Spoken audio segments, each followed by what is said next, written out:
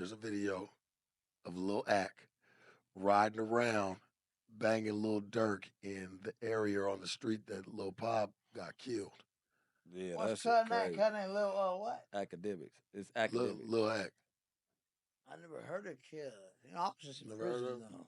You know academics, the nigga that be on live, academic, DJ academics, cause nigga that do all the little live streaming. Damn funny. Lil Pop gets killed. Then the shooters jump to the Infinity with the fake license plate, and then that Infinity drives off. They should have pulled up in that Infinity. Not like that. Like that car, the pull up and jumping out that BMW might be the main hit. Yeah. So the police probably been knew. The atmosphere inside the courthouse was electric, heavy with tension and anticipation. Lil Durk, a superstar whose music once captured the essence of street life, now sat quietly in the defendant's chair, stripped of his usual confidence. Around him, the flashbulbs popped and cameras zoomed in, capturing every flicker of emotion on his face. His eyes, usually fiery and defiant, now betrayed worry and fear. Across the room, his former close friend and collaborator. Right. Yeah. So then, around 50 minutes after the shooting, OTF Vonnie, Flocka, OTF Didi arrive in that same BMW at an In-N-Out Burger. Brown Eyes and Co-Conspirator 2 arrive at the same In-N-Out in a black SUV, and they start to discuss what just happened. And one of the discussion points is that Flocka and Brown Eyes need to get paid for the shooting. So who is co-conspirator number 2? Name We don't know that. And that's the person that seems to be cooperating.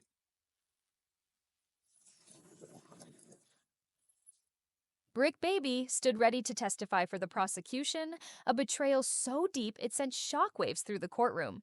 As Bricc Baby took the stand, his voice carried the weight of guilt and truth, revealing secrets hidden behind Lil Durk's verses and social media posts. The crowd held their breath as the past unfolded, layer by layer, exposing a darker reality beneath the fame. No, I don't remember cut. He covers Somebody else cut a Dumazi and them beats though named Academic. That cut. There's something I know you heard it cut. Oh no, it's some shit. How you feel about that? He's riding around banging Lil Durk. How I feel about it? Yeah. I gotta know, man. You said that we gonna pop over here. I mean, it was an accident. That doesn't happen with Lil Durk and Lil Pop right there. So you think it's just all just a coincidence? Yeah, it's a coincidence. Bricc Baby's testimony was nothing short of devastating. He described moments when loyalty was supposed to be unbreakable, but greed, fear, and survival instincts tore friendships apart. With every word, the courtroom grew quieter, the gravity of the situation sinking in. Lil Durk's defense attorneys exchanged nervous glances while the prosecution leaned in, sensing their moment to dismantle the defense's case. The judge watched closely, occasionally adjusting his glasses, aware this trial could define a legacy. Jurors scribbled notes feverishly, eyes never leaving Bricc Baby, whose emotional breakdown midway through the testimony revealed the personal cost of this betrayal. Tears welled up as he admitted to cooperating with the feds, hoping to save himself, but unintentionally threatening to end Lil Durk's career, and possibly his freedom. Because then that happened. I mean, Lil Durk didn't have nothing to do with that. So, I mean, Lil Durk beef with Quando Rondo. He don't beef with Lil Pop. Yeah, but ain't that Quando Rondo people? I'm saying, why would you let the man that Is you that beef not with Quando? die? Why would you? Is that not Quando Rondo's people? It all plays a part here. Why man. would the one that you not? I ain't just bringing up shit for nothing. Listen to what I'm trying to tell you. And why would the one that you not beefing with be the one that ends up deceased? The prosecution meticulously presented evidence linking Lil Durk's lyrics to actual criminal activities. Lines like, "I don't want the one y'all caught, I want the one that I paid for," transformed from rap bravado into chilling courtroom confessions. Videos, phone records, and social media messages were displayed on large screens, drawing gasps from the audience. Federal agents took the stand, explaining how they pieced together this evidence with painstaking precision. Meanwhile, the defense pleaded that these lyrics were artistic expressions, protected by freedom of speech. Yet, every emotional testimony, from victims' families to forensic experts, added layers of complexity. The courtroom became a stage for the ultimate clash. between artistic freedom and the harsh realities of law enforcement. Now, if you have one of the shooters cooperating, you got a big problem on your hands. So co-conspirator 2 is one of the shooters. Yes. Oh shit. Yeah. So I thought that Flocka, Brown Eyes, and co-conspirator 2, the 3 shooters. I thought that Boogie, Diddy, and Flocka was the shooters. Flocka is a shooter. Brown Eyes is a shooter. And co-conspirator 2. So where's this Boogie dude come from that's supposed to be a shooter? I'm not seeing Boogie as a shooter. I'm seeing him as one of the co-conspirators in the whole situation, according to the paperwork. One of the most heart-wrenching moments came when a victim's family member took the stand. Their voice trembling but filled with resolve, they begged for justice not just for themselves, but for a community ravaged by violence. Tears streamed down their face, and the courtroom fell into a heavy silence as the raw pain echoed through the walls. Lil Durk's expression softened for a moment, revealing a human side often hidden behind the rapper persona. It was a stark reminder that beyond fame and music, real lives were impacted, and the courtroom was the arena where these shattered lives sought answers. This emotional testimony struck a chord with everyone present, humanizing a case otherwise dominated by legal jargon and evidence. That was a bad hit. What are you talking about? You feel like they hit the wrong man? Because they overgassed that nigga. They didn't just spray up everybody. They could have knocked the driver down, all 3 of them. Shit like that accidentally happens all the time, don't it? But what I'm saying is they could have knocked the driver down and all that. Yo, see. You get what I'm saying? If a nigga was really doing a hit. You get what I'm saying? But I feel like you know that nigga playing with the fucking internet, man. You ain't been You want me to speak on it? The nigga's playing. I'm waiting on you to speak on playing it. with the internet. It was some messy shit, but it was some alleged messy shit because you don't even know if that's for sure what happened. Nigga asked Wack 100 what happened. The Nigga, fact he that knows. there's a story about it might be in the case. The federal agents' detailed explanations of digital evidence were equally gripping. They presented call logs, texts, and surveillance footage that corroborated Bricc Baby's statements, weaving a digital narrative that was hard to refute. Forensic analysts testified about DNA and fingerprints linking Lil Durk to the crimes, while lawyers on both sides debated fiercely over the credibility of each piece. The judge's gavel punctuated the heated exchanges, reminding everyone of the seriousness of the proceedings. Throughout it all, Lil Durk's name echoed repeatedly, becoming the centerpiece of a story that blurred the lines between celebrity, culture, and criminal justice. The courtroom was a pressure cooker of emotion, strategy, and suspense, each character playing a vital role in this high-stakes drama. It makes it look a certain way. So all of that shit is kind of wrong. What Act say? He said that La Cienega is a popular place and the shit was coincidental. It ain't look like no goddamn coincidence to me. But, allegedly, I mean, shit, it is a popular place. Do he be in LA a lot? Do he be in LA a lot to know that that's this up for just bullshit. You know what I mean? Does he be in LA a lot? Nah. Is he like a frequent visitor where he knows that this is where this shit happened, or is he just sliding down La Cienega?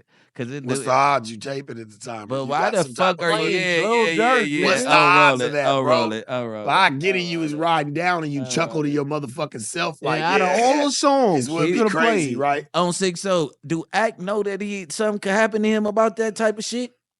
Despite the mounting evidence, Lil Durk's defense remained steadfast. They argued that his music reflected the harsh realities of his environment, but did not equate to admissions of guilt. His attorneys passionately pleaded for the jury to separate art from accusation, reminding them of the importance of freedom of expression. However, with every new piece of testimony and revelation, the courtroom tension intensified. The jury's reactions became more guarded, their faces revealing the internal struggle of weighing celebrity charisma against concrete evidence. Lil Durk himself appeared resolute, but visibly drained, the weight of his past decisions and present. Consequences etched into every line on his face. The drama unfolded like a suspense thriller, with the outcome hanging by a thread. Yeah, I ain't ready, so that's why I'm like, because I had dropped the song amidst the rumors of me doing it, and I say the way Boogie do his thing, he need $1 million plus. But I was talking about my little homie Boogie in jail, and it just happens to be a coincidence that it's somebody named Boogie in the paperwork. So now the internet, like, oh, he was telling. I've never met this man a day in my life. So, like, I never met Jam. I met Diddy, Vonnie, and Durk. I don't know who the other people are. Well, after they meet up at the In-N-Out, a few hours after the shooting, Flocka Brown Eyes, OTF Didi, OTF Boogie, and co-conspirator 2 board a one-way flight from San Diego back to Chicago. As the trial continues, the world watches closely. Fans, critics, and the media alike, waiting to see whether Lil Durk's star power and legal defense can withstand the relentless storm of accusations and betrayals. Bricc Baby's cooperation with the feds, the emotional testimonies, and the overwhelming evidence have transformed this courtroom into a battleground of loyalty, truth, and survival. Every twist in the trial sends shockwaves through the music industry and beyond, forcing us to confront uncomfortable questions about the intersection of art, crime, and justice. For viewers, this is not just a legal case, but a gripping human story filled with heartbreak, suspense, and raw emotion. And the end is far from certain. He could end up like Lil Pop. That's what I'm saying. Like, he playing with a nigga dead homie, cuz, like, I gotta be What what he say? He played with somebody's dead homeboy? So basically what happened, cuz, look, cuz, I'm 6'0". Supposedly, Quando Rondo homeboy had got killed right Allegedly. there. No, he got killed. No, he got killed. There ain't no alleged killed. He's dead. Quando Rondo. Look, Quando Rondo's homeboy. Yeah. And look, gets killed while Quando Rondo's right there, because supposedly or allegedly they say that it was an OTF hit. As the defense called their first witness, the courtroom tension didn't lessen. A close childhood friend of Lil Durk took the stand, trying to paint a different picture, one of a man shaped by hardship but not defined by crime. Durk has always been about protecting his family and expressing his pain through music, the friend said, voice steady but emotional. Yet, even as this testimony aimed to humanize the rapper, the prosecutor's piercing cross-examination chipped away at every word. So, you admit he was surrounded by violence and gang activity? How do you separate the man from the environment? The friend faltered, and the jury's attention sharpened. It was clear the battle wasn't just legal. It was a fight for Durk's very identity. You know what I mean? So they said that Durk and them had something to do with it, allegedly, right? So goes back. Thank you fast for forward, clarifying it and breaking it down. Real So you fast forward. Academics is a very popular blogger. You know what I'm saying? This is correct. Very true. He's like Vlad Shout out to TV him. because he a little bit bigger. Cuz he connected with them. No, cuz is playing a Lil Durk song while filming the gas station that the shit happened at. And just did an interview with Lil Durk, too. It just did an interview with Lil Durk, but he was playing the video. He was playing Lil Durk's song and filming the gas station that old boy got dropped at. So can I ask you that question again? What do you think of the whole situation when you saw academics riding down the street?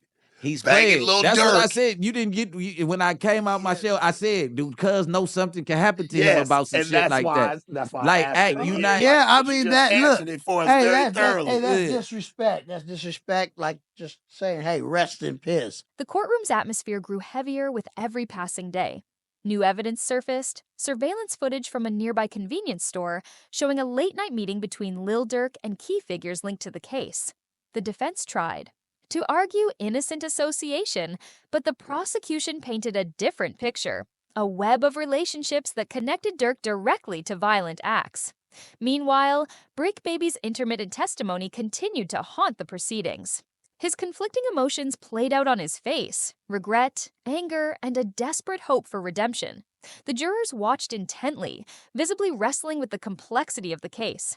Outside, media frenzy reached fever pitch, with fans rallying for Durk and critics demanding justice. Inside, every moment was a countdown to a verdict that could change everything. Yeah, that's what follows it. Listen, but this man nigga's a square. This man's very predominant in the hip hop space and what he So, follows. you're a So blogger. he's not game goofy I'm not gonna sit there and just play him out that he was just oblivious to the situation and He what he for was sure taking. wasn't. He for sure wasn't. Cause I just didn't want to step into that realm today. Well, I cause did. you know what I'm saying. And that's Yeah, what we're here cause for on the Tuesday show. you know, there's a lot of people mad at me talk about that shit all the time. Hood. Maybe he knew somebody that on hood. You fight me and like the music. But if he filmed the shit while playing the music, and he's a square and this and to that. be real, all love. He playing games. Well, hold on, fuck cuz, look. for that. That Maybe was King bush. Von fuck Sid. You hear me? He took that hate, He said, you gotta think about it like that. You a pimp. You know that it makes sense a little bit. Retired. Retired. Retired. You fight me, hood. But I do understand what you're saying though. Hood. And you are keeping it real. I'm but keeping it like I 50-50 said, like, and it's nothing. Listen, homie, it's nothing but love to act, man. Like, it ain't no problems. I'm just, we're just covering it. Homie. I just wanted to know what niggas thought about that. I mean, me that could stir up a pot on some bullshit. as a street nigga act. Listen. In a dramatic twist, the prosecution revealed a previously undisclosed audio recording. It captured a heated conversation between Lil Durk and an associate discussing settling scores and making sure the message was clear. The defense immediately objected, claiming it was taken out of context, but the judge allowed it. The room fell silent as the tape played, words filled with menace and resolve, chilling everyone to the core. Lil Durk's expression hardened, and his defense team scrambled to regroup. This moment marked a turning point. The music was no longer just lyrics or rumors, but voices caught in real time, echoing in this courtroom and threatening to seal Lil Durk's fate. The stakes couldn't be higher, and the saga was far from over. And he's not a street nigga, he's a civilian. Unless him and Durk was doing some motherfucking trolling together to promote the album, I don't know what the fuck going on. But as a street nigga, cuz, you stepping into a cold field, gang. Don't play with that. On hood, you dissing a nigga dead homie, cuz. I mean, but you gotta look at it like this though, cuz. We gonna keep it 55th Street on Tiny Hardhead FIP, you hear me? Look at my tattoos though, cuz. I'm pretty much my tattoos. We're gonna keep it 55th Street. I feed the homeless, do great things, right? My tattoos pretty much, cuz, mean rest in piss, nigga. When they look at me, cuz, rest in piss, all your dead homeboy. I can't got it. But you a regular nigga. I'm a crib. I'm 6'0". I'm a crib. On the hood. So what I'm saying is, Nightwood crib. On hood, cuz is a nobody. Cuz is a nana. Cuz cuz doing that, cuz. Supposed to get his feet whooped. Cuz. Oh, well, cuz. They own hustlers, cuz, gone, cuz. I'm 6'0". That's what I said. Hood. I think it was from the hater. Didn't him and YB, they just got into it. He was calling them all type of fat bitches. There was some problems with that as well. I didn't listen. I wasn't trying to indulge that far because I don't want him. I know he gonna take it personal. Nah, we going on. No. We're here to talk about it on the Tuesday. You don't care if you're at work or anything. Talk about that issue because it happened, homie, and I think it rubbed a lot of people wrong. You know what I mean? They took that shit very offensive. Because I feel like with him, I feel like he's stirring up the pot because he just got into it with YB over. I don't know what the situation was, but they stayed popping out talking shit. Yeah, but what they. But I have heard. Yeah, he was just popping it about YB. YB was calling him all type of fat bitches and all that shit, and you know what I mean, telling him to stay out of his business. Whatever the case is, when he posted him and Durk album, whatever the fuck it was. But I feel like it stemmed from that, and he just was being messy because Quando Rondo fall up under YB. You know what I mean? So he playing the Durk trying to. But it's like, bro, you gotta for sure be in hiding after that, bro. Like, don't pop out, bro. What YB said about fat people? Hood. Yeah, that's my hood. I'm fat. YB said you fat bitch.